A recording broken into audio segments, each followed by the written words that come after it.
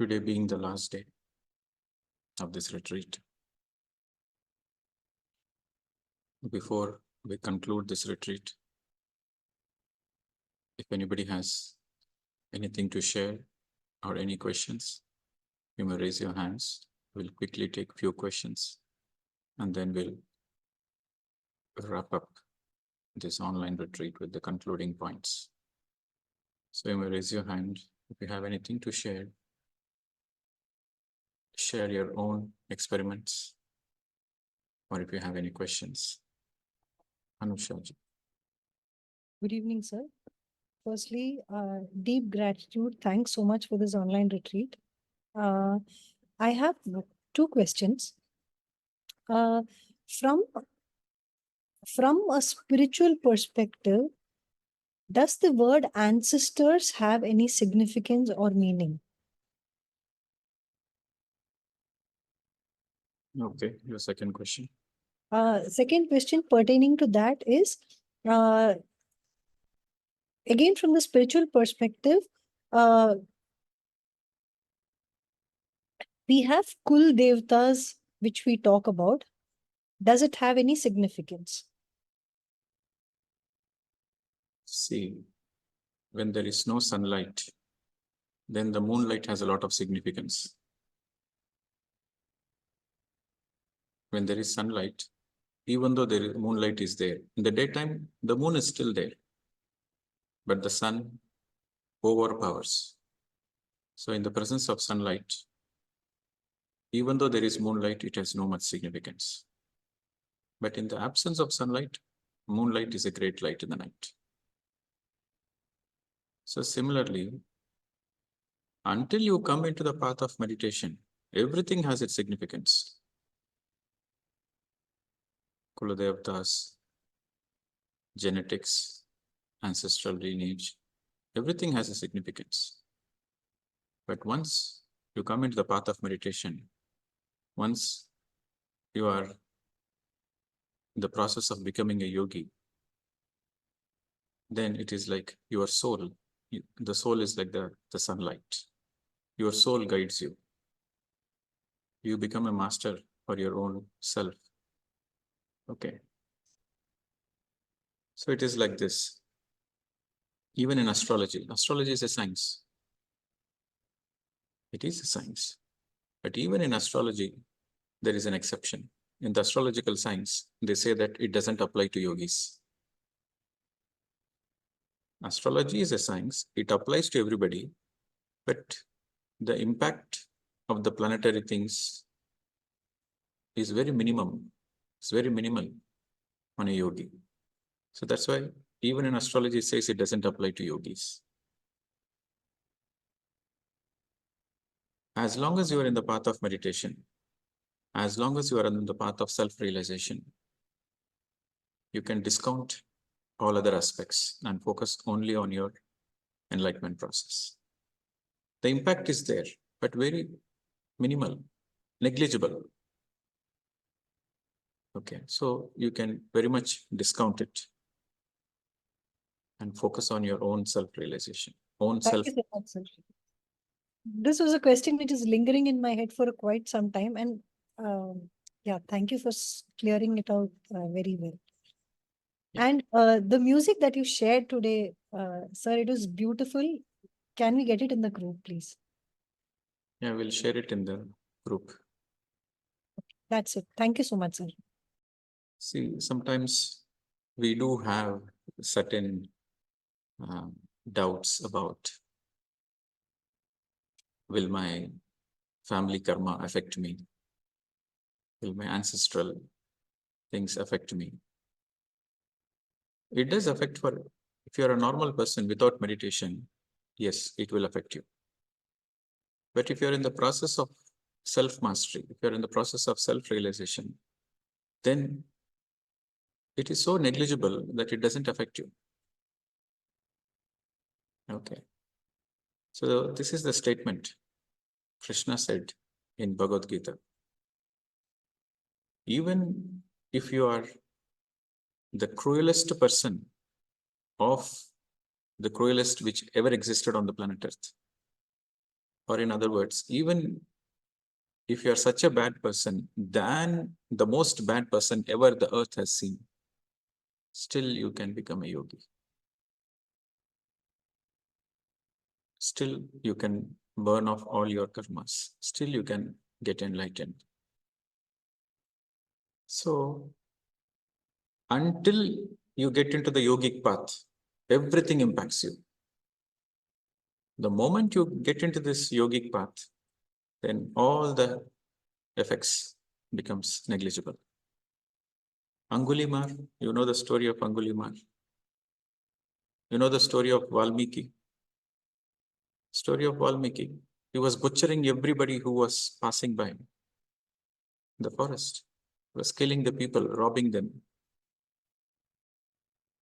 And the moment he got into the path of meditation, he wrote such a great epic, Ramayana. So this answers everything. Okay. Next is Anu. Thank you, sir. My question is, in a previous retreat online with you in last June, like last year, I already have an intuition about the June this year, I may end a marriage.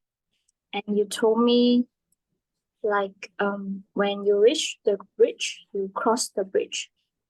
But I still don't really understand in the mind, like, when do you know that it's the time to end things peacefully and not, for the overall well-being of everyone in the two families and not just me? Yeah. You have to take a jump. You have to take, suppose you don't know swimming. You are afraid of water. You don't know swimming. Unless you jump, you cannot learn. So the same in the relationship. You have to take a call at some point of time in your life. When to take a call? When do you know it is the time? Everything will be guided by your intuition. Everything will be guided by your intuition. If you meditate every day, then your intuition becomes sharp. Then you precisely know. You will be guided. You will be clearly guided by your intuition. When it comes to relationships, there are so many factors. Your emotions come into play. Your guilt comes into play. Primarily, what does a person go through, especially if the relationship is not working well? Whether to continue the relationship, whether to break the relationship, whether to wait for the relationship to get better. It is $1 million question. But one of the primary factors which affect the decision is the guilt, the energy of the guilt. Am I doing the right thing? If the other person suffers, you don't feel good. You feel bad. So guilt is one energy you have to be very careful about. I want everybody to write down. Guilt is a poison to the soul. Guilt is like the poison to the soul. You don't need to feel guilty at any cost. Especially in the relationships, people go through a lot of guilt. Guilt is like a poison to the soul. It doesn't help you to move forward. You feel stuck there. How do you let go of the guilt? Only the truth will liberate you. What is the truth? Write down. You cannot do any bad to anybody. You cannot do any good to anybody. Everybody has to do their own good and everybody does their own bad. You cannot change another person. Everybody has to change themselves. So the feeling that I'm doing bad to somebody is actually wrong understanding. You cannot do anything wrong to anybody. You cannot do any right to anybody as well. Everybody is creating their own reality. If you have this understanding that you cannot do any bad to anybody, and everybody is creating their own reality. With this understanding, you let go of the guilt. And then you are able to make very clear decisions. I'll tell you my own example. When I came into this spiritual path, I was from a joint family. I was born and brought up in a joint family. There were about more than 20 people under the same roof. Aunts, uncles. We're all born and raised. We're all raised in the same family. So everybody has a say on everybody. So there was a disagreement between me and my elder uncle. So there was a disagreement. And he was emotionally blackmailing me that I have taken care of you, I have taken care of your education, I have supported you to be a successful person, and you are turning against me. So he was creating this kind of a guilt within me. And it was a very heavy burden within me that, am I doing the right thing? Because I went against him because I know what he was doing is not correct. I have to stand up for my truth. But still, this emotional guilt was there. This heaviness was there. So, when Patriji came to Australia, that was the time I entered into spirituality. So, when Patriji came to Australia, I met him for the first time. And I practiced a few months of meditation by then. And when I met him for the first time, I was asking a lot of questions to him to see if he's a real guru or not. And we were having a debate. We were having a spiritual debate because I was testing him whether he is the right guru or not. And of course, he knows I'm the right student. Always the guru knows whether the student is right or not. It is a responsibility of the student to test the guru whether the guru is right or not. So half a day went by. I was asking continuous questions. And the second part of the half a day, we were having a beautiful friendship. Like, he was teaching me meditation and we were playing some games and we were sharing some stories. There was a beautiful friendship on that day. So then towards the end of the day, I have to go back. And this happened in Melbourne, 2008, September 10. I was about to go back to my home. It's a long day. And I told him that I'm indebted to you because I learned a lot from you. I watched your video, how to do meditation, and I started practicing meditation.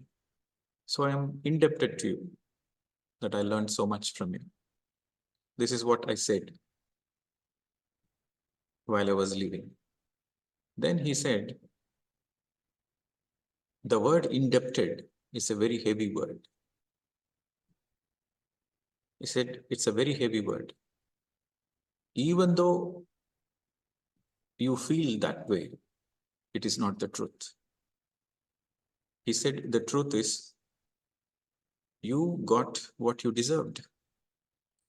You got it because you deserve it in the first place. If you don't deserve it, you will never get it in the first place. So all the credit goes to you. If you get something in life, he said, if you get something in life because you deserve it. If you didn't get something in life, that means you never deserve it. So you cannot be indebted to anybody. Nobody is indebted to nobody. And even you feel that you are indebted to somebody, the universal laws will wipe it off. He said the universal laws will wipe it off, the indebtedness. Nobody is indebted to nobody. This is what he said. That statement really made me feel very light. Then I got the clarity, actually, I'm not indebted to my uncle. I deserved it and I got it. I deserve the support and I got the support. So with that understanding, I never let him blackmail me anymore. Okay. So this feeling of indebtedness and also the feeling of guilt, it drags you down, it pulls you down. So with this spiritual understanding, you feel light. In that lighter space, you know what to do, what not to do. You know how to take the relationship in the right direction. So the answer for your question is, do more meditation and seek the truth, and the truth shall liberate you. Okay? Only your own inner self will guide you when it comes to relationships. Thank you. My second question is, if I have the same disease like a joy or this problem, like exactly like my mother, and through meditation and yoga, I have healed myself mostly, then how do I know that I can help my mother? Because it could be because of something else, not just a family lineage. Because basically, Your mother has to help herself. You can be an inspiration. You can be inspiration to everybody around you, but you cannot help anybody. Write it down in bold letters. You cannot help anybody. It might be your own mother, it might be your own daughter, it might be your own husband, it might be your father, doesn't matter. You cannot help anybody. In this entire world, you cannot help anybody. Everybody has to help themselves. That is the ultimate truth. When you have this understanding, then there is no expectations. You do your best and leave the rest. Of course, you make an attempt to teach your loved ones once. After that, you leave it. Do your best and leave the rest. More than once you try to teach them, you are interfering in their personal affairs. You have to remember. And you will get that karma back. Once you have to teach all the good you know in your life, you have to share once with everybody. If they are interested, you continue more sharing. If they are not interested, you respect their freedom. You respect their free will. You respect their free choice. can I ask another question on Karma Yoga? Yeah. I'm currently doing Karma Yoga in life as a classical yoga teacher, and through listening to some experience, there are three kind of student. One that doesn't have money but have some sort of karma with me, then I will still serve and teach them. And the other is one has limited amount of money, but I know there's some sort of lesson, so I still continue that. And the other one is one with more money. So in spirit and in truth, I will just take only enough for my meals and accommodation and responsibility towards myself. So my question is how to know that you are receiving the right amount of money and not creating any karma or greed. Ask your heart. Ask your heart. And whatever you feel comfortable in your heart, you do it. There is nothing right or wrong. Ask your heart. Feel in your heart space. Whatever is right, you will feel good. And follow it. This is how you become a master. You become a master by following your own intuition. Let me share my own experience. I was not charging money. When I started teaching meditation, I decided that I'm going to do it as a service. So I was not charging any money. But at the same time, I was going through a lot of financial difficulties. So in spite of the financial difficulties, I was not charging money. I was expecting that somebody will give me money automatically.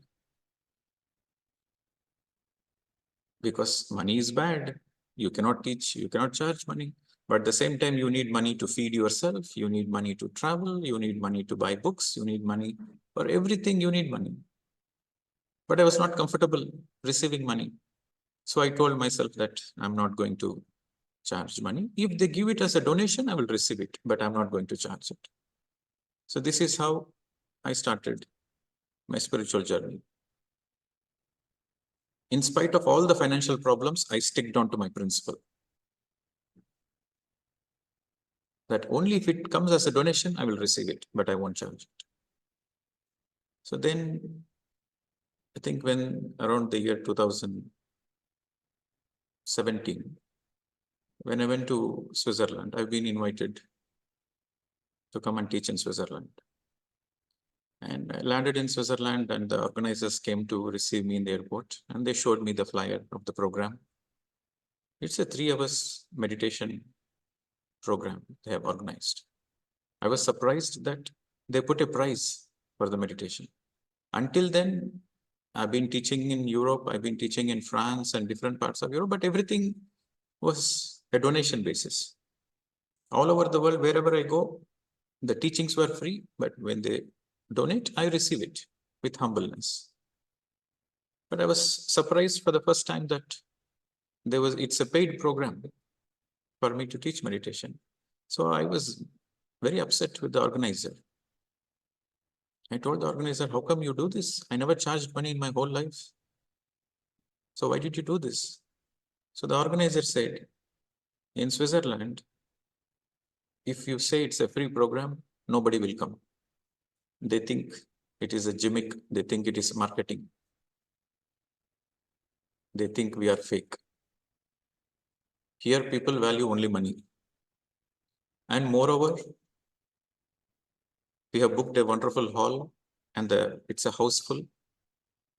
So we need to pay for the hall rental, and we have other organizing expenses. So we need to pay for it.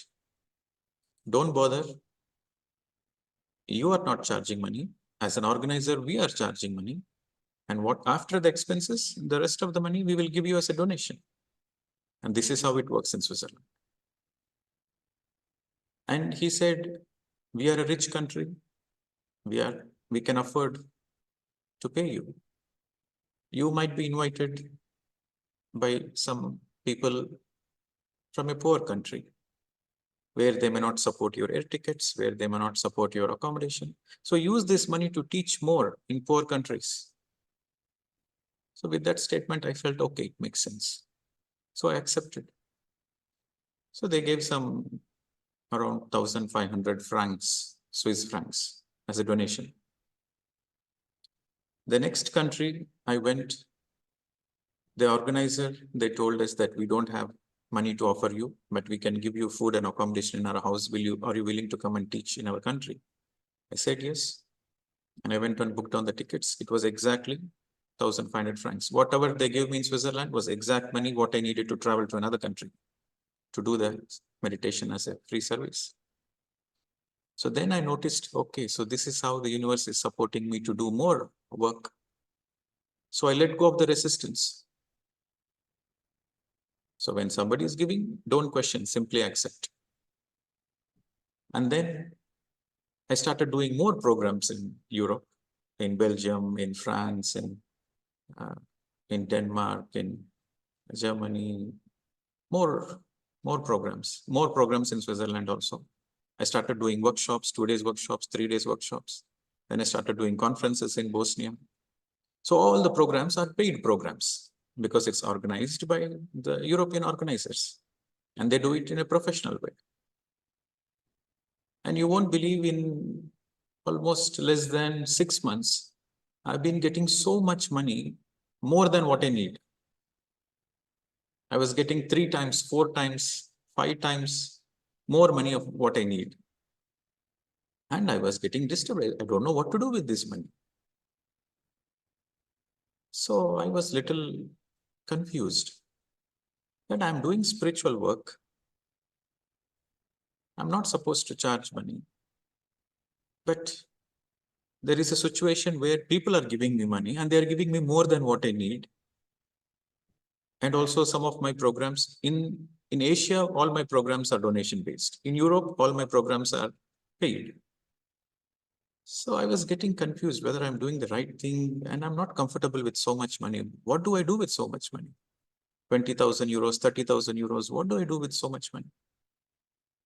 So I was in Bosnia at that time. So in Bosnia, there were the stone balls, and these stone balls has a spiritual significance. These stone balls has come from another dimension. So it doesn't belong to the earth. So I sat on the stone balls and I started meditating with an intent that I need to have clarity regarding money. So I closed my eyes and meditated.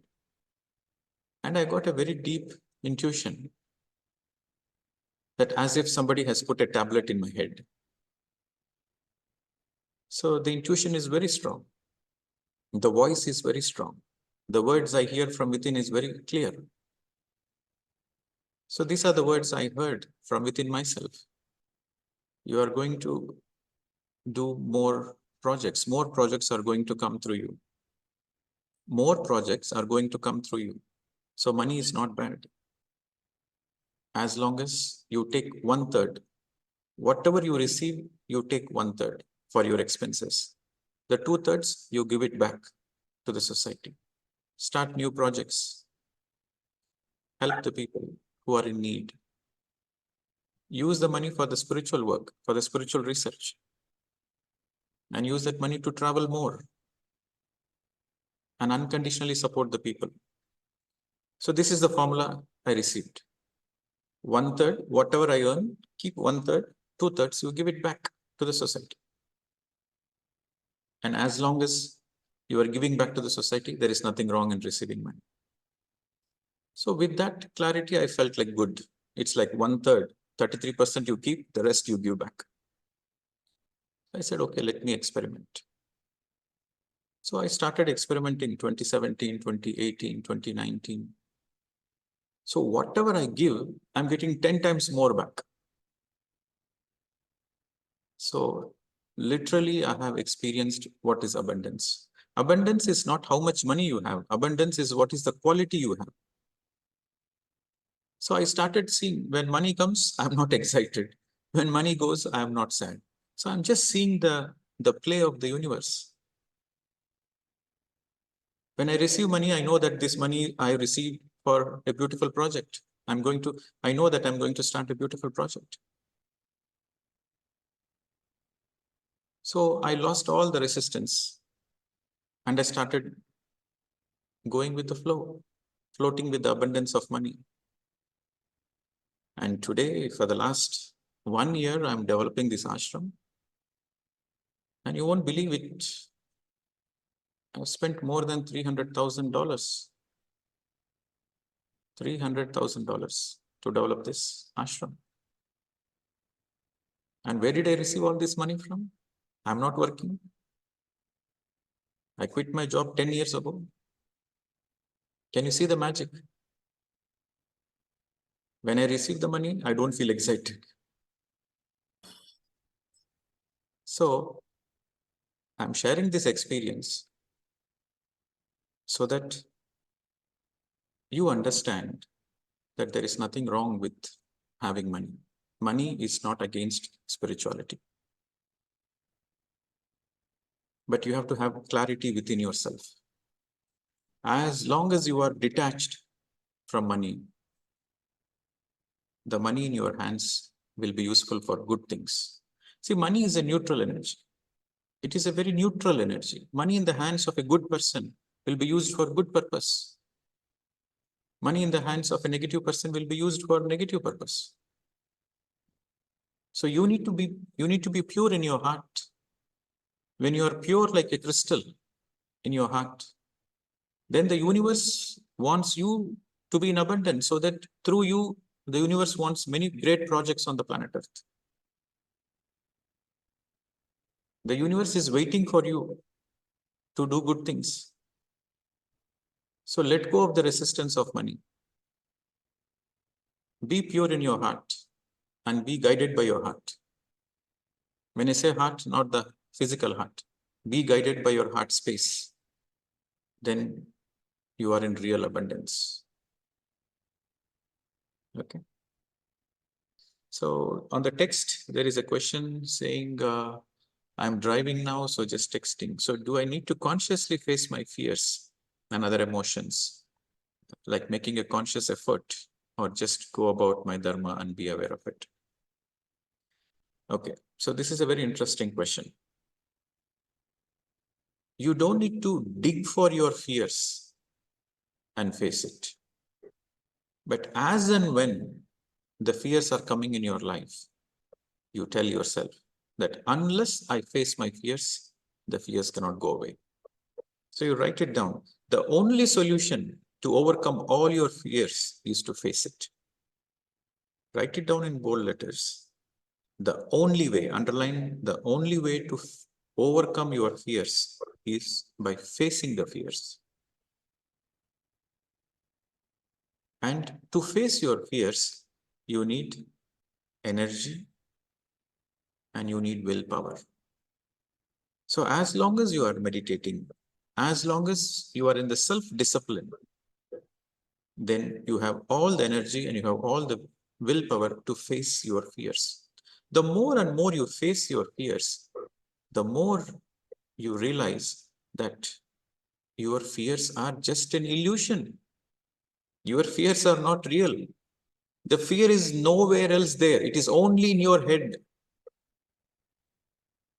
It is an illusion you have created for your own self because of certain karma you have done in your past. Your fears are because of your past life karmas. And it has come back to you to haunt you. Actually, it is not haunting you. You feel that it is haunting you, but it is not haunting you. It is teaching you a lesson. So the more you face the fears, the more the fear reduces the intensity. And again you face the fears, finally the fear disappears. The more you face the fears, the more the intensity of the fears reduces, and very soon it disappears. So facing all your fears is the only way to come out of your fears, number one.